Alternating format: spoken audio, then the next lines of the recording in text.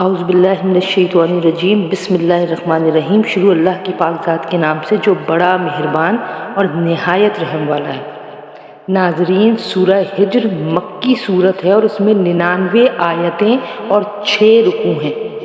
اس صورت کی آیت نمبر 94 سے یہ معلوم ہوتا ہے کہ یہ مکہ مکرمہ میں حضرت محمد مصطفیٰ صلی اللہ علیہ وآلہ وسلم کی بعثت کے ابتدائی زمانے میں نازل ہوئی تھی، کیونکہ اس آیت میں پہلی بار آپ صلی اللہ علیہ وآلہ وسلم کو کھل کر اسلام کی عام تبلیغ کا حکم دیا گیا۔ سورت کے شروع میں یہ حقیقت بیان فرمائی گئی ہے کہ قرآن کریم اللہ تعالیٰ کی طرف سے نازل کی ہوئی واحد کتاب ہے۔ جو لوگ اس کی مخالفت کر رہے ہیں، ایک وقت آئے گا جب وہ تمنا کریں گے کہ کاش کہ وہ اسلام لے آتے۔ یہ لوگ حضرت محمد مصطفیٰ صلی اللہ علیہ وآلہ وسلم کو کبھی معاذ اللہ مجنون کہتے اور کبھی کاہن قرار دیتے تھے۔ ان باتوں کی تردید کرتے ہوئے کہانت کی حقیقت آیت نمبر 17 اور 18 میں بیان فرمائی گئی ہے۔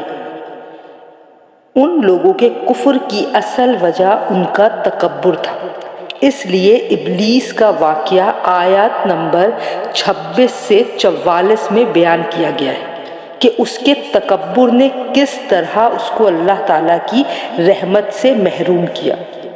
کفار کی عبرت کے لیے حضرت ابراہیم علیہ السلام، حضرت لوط علیہ السلام، حضرت شعیب علیہ السلام اور حضرت صالح علیہ السلام کے واقعات اختصار کے ساتھ بیان فرمائے گئے ہیں۔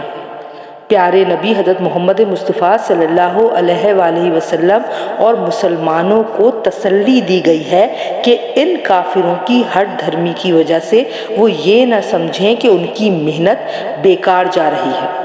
ان کا فریضہ اتنا ہے کہ وہ مؤثر انداز میں تبلیغ کریں جو وہ بہترین طریقے پر انجام دے رہے ہیں۔ نتائج کی ذمہ داری ان پر نہیں ہے۔ سورت کا نام قوم سمود کی بستیوں کے نام پر رکھا گیا ہے جو ہجر کہلاتی تھیں، اور ان کا ذکر اس سورت کی آیت نمبر 80 میں آیا ہے۔